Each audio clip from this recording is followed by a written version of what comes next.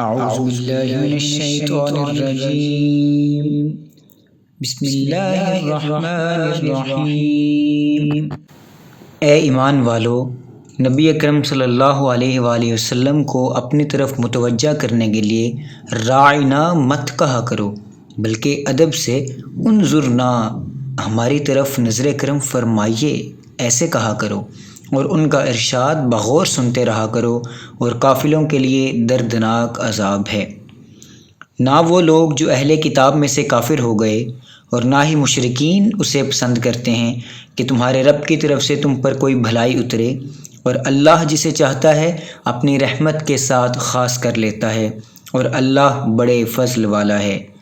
ہم جب کوئی آیت منسوخ کر دیتے ہیں یا اسے فراموش کر دیتے ہیں تو بہر صورت اس سے بہتر یا ویسی ہی کوئی اور آیت لے آتے ہیں۔ کیا تم نہیں جانتے کہ اللہ ہر چیز پر کامل قدرت رکھتا ہے؟ کیا تمہیں معلوم نہیں کہ آسمانوں اور زمین کی بادشاہت اللہ ہی کے لیے ہے، اور اللہ کے سوا نہ تمہارا کوئی دوست ہے اور نہ ہی مددگار؟ اے مسلمانوں، کیا تم چاہتے ہو کہ تم بھی اپنے رسول صلی اللہ علیہ وآلہ وسلم سے اسی طرح سوالات کرو جیسا کہ اس سے پہلے موسیٰ علیہ السلام سے سوال کیے گئے تھے؟ تو جو کوئی ایمان کے بدلے کفر حاصل کرے پس وہ واقعتاً سیدھے راستے سے بھٹک گیا۔ بہت سے اہل کتاب کی یہ خواہش ہے تمہارے ایمان لے آنے کے بعد پھر تمہیں کفر کی طرف لٹا دیں، اس حسد کے باعث جو ان کے دلوں میں ہے، اس کے باوجود کہ ان پر حق خوب ظاہر ہو چکا ہے۔ سو تم درگزر کرتے رہو اور نظر انداز کرتے رہو یہاں تک کہ اللہ اپنا حکم بھیج دے، بے شک اللہ ہر چیز پر کامل قدرت رکھتا ہے۔ اور نماز قائم کیا کرو اور زکوٰۃ دیتے رہا کرو، اور تم اپنے لیے جو نیکی بھی آگے بھیجو گے اللہ اس کے حضور پالو گے، اور تم اپنے لیے جو نیکی بھی آگے بھیجو گے اسے اللہ کے حضور پالو گے۔ جو کچھ تم کر رہے ہو یقیناً اللہ اسے دیکھ رہا ہے۔ اور اہل کتاب کہتے ہیں کہ جنت میں ہرگز کوئی بھی داخل نہیں ہوگا سوائے اس کے کہ وہ یہودی ہو یا نصرانی، یہ ان کی باطل امیدیں ہیں۔ آپ فرما دیں کہ اگر تم اپنے دعوے میں سچے ہو تو اپنی اس خواہش پر سند لاؤ۔ ہاں، جس نے اپنا چہرہ اللہ کے لیے جھکا دیا، یعنی خود کو اللہ کے سپرد کر دیا، اور وہ صاحب احسان ہو گیا، تو اس کے لیے اس کا اجر اس کے رب کے ہاں ہے، اور ایسے لوگوں پر نہ کوئی خوف ہوگا اور نہ وہ رنجیدہ ہوں گے۔ اور یہود کہتے ہیں کہ نصرانیوں کی بنیاد کسی شے یعنی صحیح عقیدے پر نہیں، اور نصرانی کہتے ہیں کہ یہودیوں کی بنیاد کسی شے پر نہیں، حالانکہ وہ سب اللہ کی نازل کردہ کتاب پڑھتے ہیں۔ اسی طرح وہ مشرک لوگ جن کے پاس سرے سے کوئی آسمانی علم ہی نہیں، وہ بھی انہی جیسی بات کرتے ہیں۔ پس اللہ ان کے درمیان قیامت کے دن اس معاملے میں خود ہی فیصلہ فرما دے گا جس میں وہ اختلاف کرتے رہتے ہیں۔ اور اس شخص سے بڑھ کر کون ظالم ہوگا جو اللہ کی مسجدوں میں اس کے نام کا ذکر کیے جانے سے روک دے اور انہیں ویران کرنے کی کوشش کرے؟ انہیں ایسا کرنا مناسب نہ تھا کہ مسجدوں میں داخل ہوتے مگر ڈرتے ہوئے۔ ان کے لیے دنیا میں بھی ذلت ہے اور ان کے لیے آخرت میں بھی بڑا عذاب ہے۔ اور مشرق و مغرب سب اللہ ہی کا ہے، پس تم جدھر بھی رخ کرو ادھر ہی اللہ کی توجہ ہے، یعنی ہر سمت میں اللہ کی ذات جلوہ گر ہے۔ بے شک اللہ بڑی وسعت والا، سب کچھ جاننے والا ہے۔ اور وہ کہتے ہیں اللہ نے اپنے لیے اولاد بنائی ہے، حالانکہ وہ اس سے پاک ہے، بلکہ جو کچھ آسمانوں اور زمین میں ہے سب اسی کی خلق اور ملک ہے، اور سب کے سب اس کے فرما بردار ہیں۔ وہی آسمانوں اور زمین کو وجود میں لانے والا ہے، اور جب کسی چیز کے ایجاد کا فیصلہ فرما لیتا ہے تو پھر اس کو صرف یہی فرماتا ہے کہ تو ہو جا، پس وہ ہو جاتی ہے۔ اور جو لوگ علم نہیں رکھتے کہتے ہیں کہ اللہ ہم سے کلام کیوں نہیں فرماتا، یا ہمارے پاس براہ راست کوئی نشانی کیوں نہیں آتی؟ اسی طرح ان سے پہلے لوگوں نے بھی انہی جیسی بات کہی تھی۔ ان سب لوگوں کے دل آپس میں ایک جیسے ہیں، بے شک ہم نے یقین والوں کے لیے نشانیاں خوب واضح کر دی ہیں۔ اے محبوب مکرم صلی اللہ علیہ وآلہ وسلم، بے شک ہم نے آپ کو حق کے ساتھ خوشخبری سنانے والا اور ڈر سنانے والا بنا کر بھیجا ہے، اور اہل دوزخ کے بارے میں آپ سے پرسش نہیں کی جائے گی۔ اور یہود و نصارہ آپ سے اس وقت تک ہرگز خوش نہیں ہوں گے جب تک آپ ان کے مذہب کی پیروی اختیار نہ کر لیں۔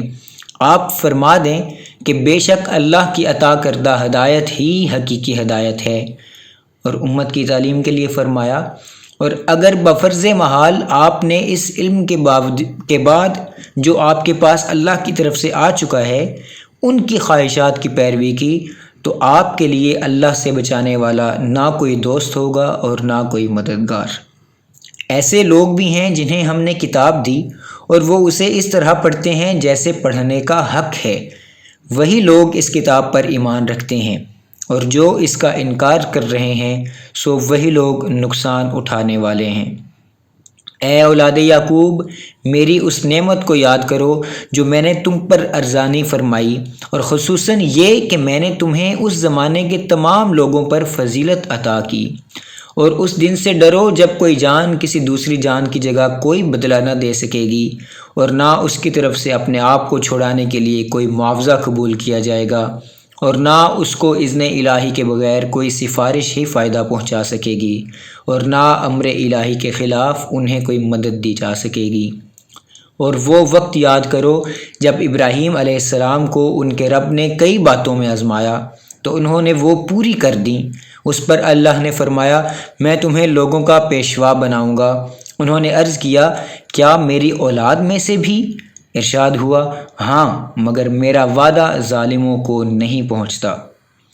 اور یاد کرو جب ہم نے اس گھر خانہ کعبہ کو لوگوں کے لیے رجوع اور اجتماع کا مرکز اور جائے امان بنا دیا، اور حکم دیا کہ ابراہیم علیہ السلام کے کھڑے ہونے کی جگہ کو مقام نماز بنا لو، اور ہم نے ابراہیم اور اسماعیل علیہم السلام کو تاکید فرمائی کہ میرے گھر کو طواف کرنے والوں اور اعتکاف کرنے والوں اور رکوع و سجود کرنے والوں کے لیے پاک صاف کر دو۔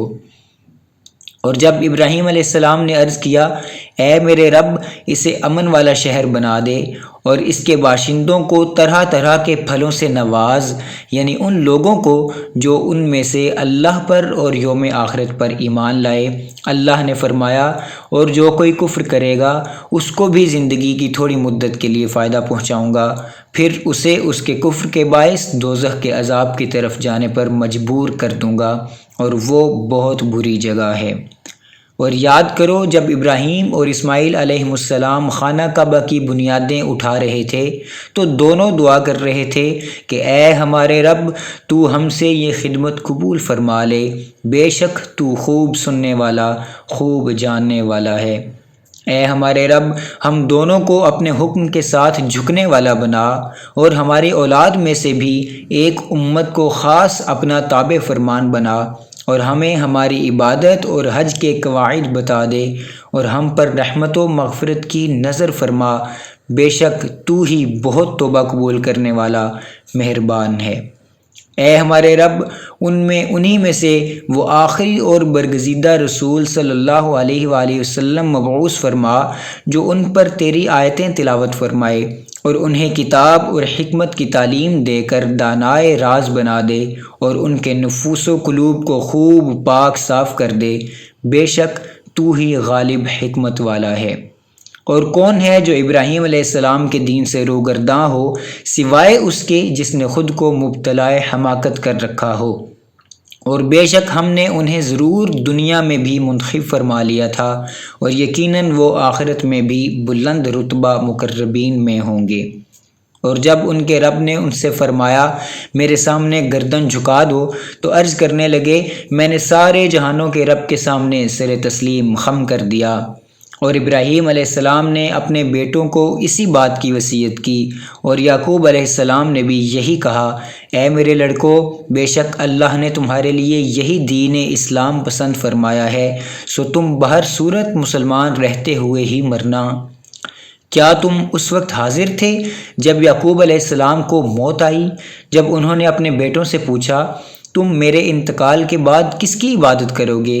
تو انہوں نے کہا ہم آپ کے معبود اور آپ کے باپ دادا ابراہیم اور اسماعیل اور اسحاق علیہم السلام کے معبود کی عبادت کریں گے جو معبود یکتا ہے، اور ہم سب اسی کے فرما بردار رہیں گے۔ وہ ایک امت تھی جو گزر چکی، ان کے لیے وہی کچھ ہوگا جو انہوں نے کمایا، اور تمہارے لیے وہ ہوگا جو تم کماؤ گے، اور تم سے ان کے اعمال کی باز پرس نہ کی جائے گی۔ اور اہل کتاب کہتے ہیں یہودی یا نصرانی ہو جاؤ، ہدایت پا جاؤ گے۔ آپ فرما دیں کہ نہیں، بلکہ ہم تو اس ابراہیم علیہ السلام کا دین اختیار کیے ہوئے ہیں جو ہر باطل سے جدا صرف اللہ کی طرف متوجہ تھے، اور وہ مشرکوں میں سے نہ تھے۔ اے مسلمانوں، تم کہہ دو ہم اللہ پر ایمان لائے اور اس کتاب پر جو ہماری طرف اتاری گئی، اور اس پر بھی جو ابراہیم اور اسماعیل اور اسحاق اور یعقوب علیہم السلام اور ان کی اولاد کی طرف اتاری گئی، اور ان کتابوں پر بھی جو موسیٰ اور عیسیٰ علیہم السلام کو عطا کی گئیں، اور اسی طرح جو دوسرے انبیاء علیہم السلام کو ان کے رب کی طرف سے عطا کی گئیں۔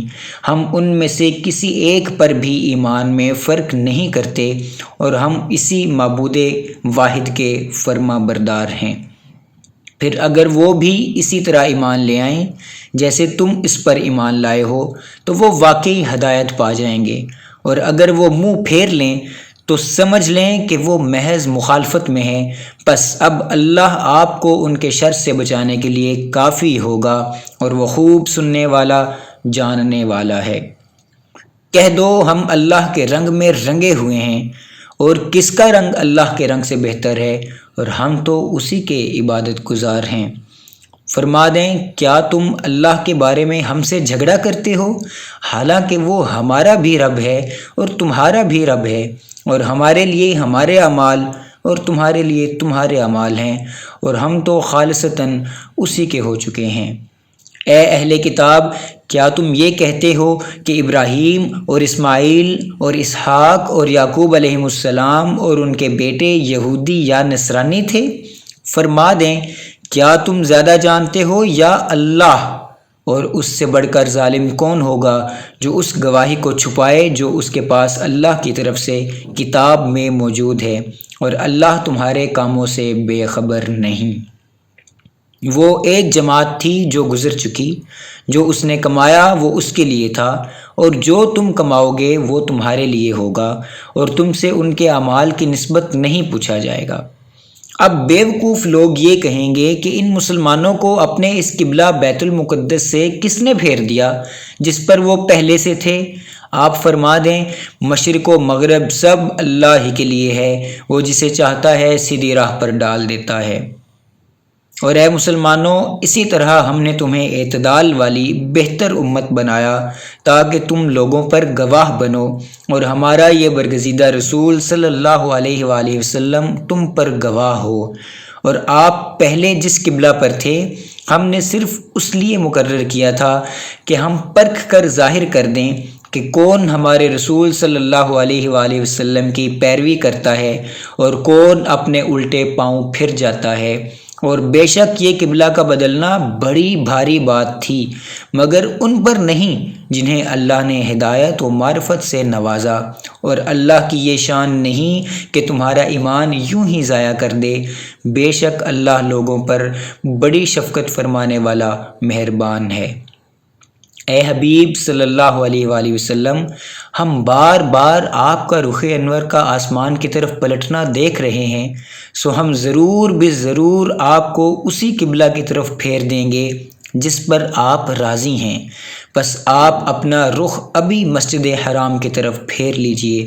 اور اے مسلمانوں، تم جہاں کہیں بھی ہو بس اپنے چہرے اسی کی طرف پھیر لو، اور وہ لوگ جنہیں کتاب دی گئی ہے ضرور جانتے ہیں کہ یہ تحویل قبلہ کا حکم ان کے رب کی طرف سے حق ہے، اور اللہ ان کاموں سے بے خبر نہیں جو وہ انجام دے رہے ہیں۔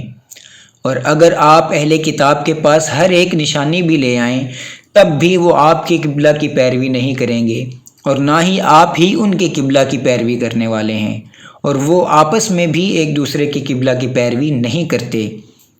امت کی تعلیم کے لیے فرمایا، اور اگر بفرض محال آپ نے بھی اپنے پاس علم آ جانے کے بعد ان کی خواہشات کی پیروی کی تو بے شک آپ اپنی جان پر زیادتی کرنے والوں میں سے ہو جائیں گے۔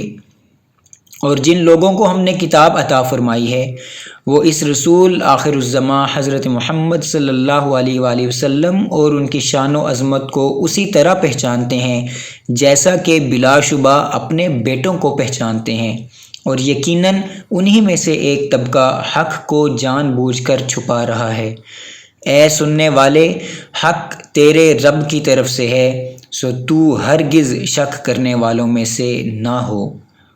اور ہر ایک کے لیے توجہ کی ایک سمت مقرر ہے اور وہ اسی کی طرف رخ کرتا ہے، پس تم نیکیوں کی طرف پیش قدمی کیا کرو۔ تم جہاں کہیں بھی ہوگے اللہ تم سب کو جمع کر لے گا، بے شک اللہ ہر چیز پر خوب قادر ہے۔ اور تم جدھر سے بھی سفر پر نکلو اپنا چہرہ نماز کے وقت مسجد حرام کی طرف پھیر لو، اور یہی تمہارے رب کی طرف سے حق ہے، اور اللہ تمہارے اعمال سے بے خبر نہیں۔ اور تم جدھر سے بھی سفر پر نکلو اپنا چہرہ مسجد حرام کی طرف پھیر لو، اور اے مسلمانوں تم جہاں کہیں بھی ہو سو اپنے چہرے اسی کی سمت پھیر لیا کرو تاکہ لوگوں کے پاس تم پر اعتراض کرنے کی گنجائش نہ رہے، ان لوگوں کے جو ان میں سے حد سے بڑھنے والے ہیں۔ پس تم ان سے مت ڈرو، مجھ سے ڈرا کرو، اس لیے کہ میں تم پر اپنی نعمت پوری کر دوں اور تاکہ تم کامل ہدایت پا جاؤ۔ بے شک سچ فرمایا اللہ عصمت والے نے۔